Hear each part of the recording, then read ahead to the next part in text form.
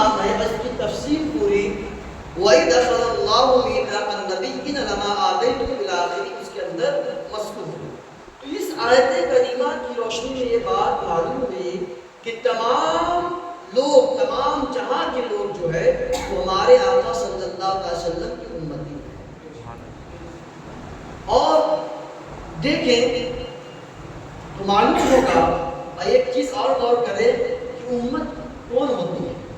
تو امت وہ ہے جن کی طرف نبی بھیجے گئے، نبی کو مبعوث فرمایا گیا ہو، وہ کیا ہوتی ہے؟ امت ہوتی ہے۔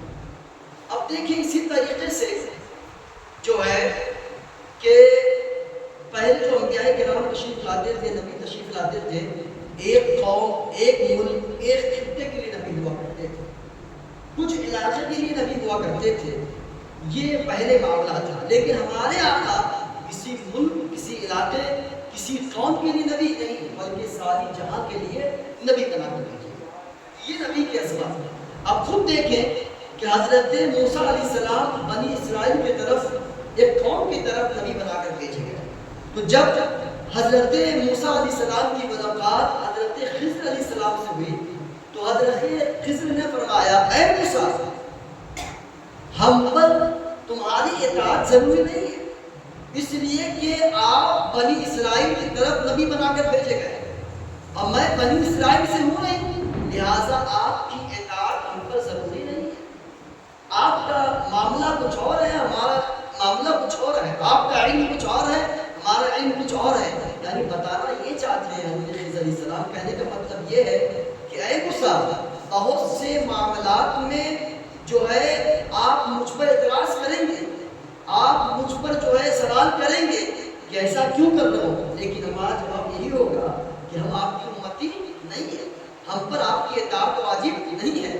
لیکن یہی غور کریں، اگر حضور اکرم صلی اللہ علیہ وسلم کرم فرماتے اور حضرت خضر سے ملاقات ہوتی تو حضرت خضر پر واجب ہو جاتا کہ نبی کی اطاعت، معاملہ واجب ہو جاتا۔ یہی تک نہیں، حدیث شریف ہے، مشکوٰۃ شریف کی حدیث شریف، اللہ کے رسول صلی اللہ علیہ وسلم ارشاد فرماتے ہیں کہ اگر حضرت موسیٰ زندہ ہوتے تو ان پر بھی ضروری ہوتا کہ میری اطاعت کرتے، میری اطاعت کرتے۔ تو معلوم ہوا کہ ہر کوئی، ہر شخص جو ہے وہ میرے آقا صلی اللہ علیہ وسلم کا امتی ہے۔ امت دو طریقے کا ہوتا ہے، ایک امت اجابت، ایک امت دعوت۔ امت اجابت وہ ہے جس کو دعوت ملی اور اس نے دعوت پڑھی، یعنی اسلام کے بارے میں بتایا گیا، اسلام کی تبلیغ کی گئی، اس نے قبول کر لیا، وہ امت اجابت ہے۔ اور امت دعوت وہ ہے جن کو جو ہے تبلیغ ہوئی لیکن اس نے قبول نہیں کیا، وہ امت دعوت ہے۔ تو معلوم ہوا چاہے کافر ہو، چاہے یہودی ہو، نصارہ ہو، چاہے کوئی بھی ہو، چاہے غرض یہ کوئی بھی ہو، ہر کوئی جو ہے ہمارے آقا صلی اللہ علیہ وسلم کا امت ہے۔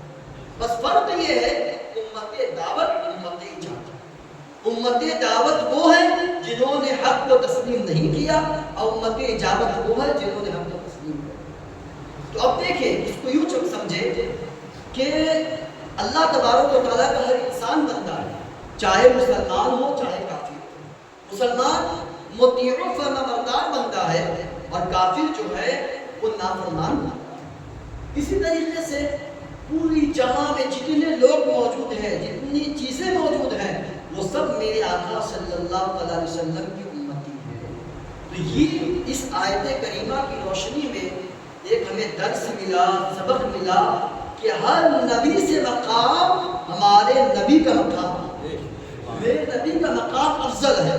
شریف والا فرماتے سب سے اولا والا ہمارا نبی، سب سے والا والا ہمارا نبی، سب چمک والوں میں چمکا کیے، انگ شیشوں سے چمکا ہمارا نبی، وما علینا الا البلاغ۔ السلام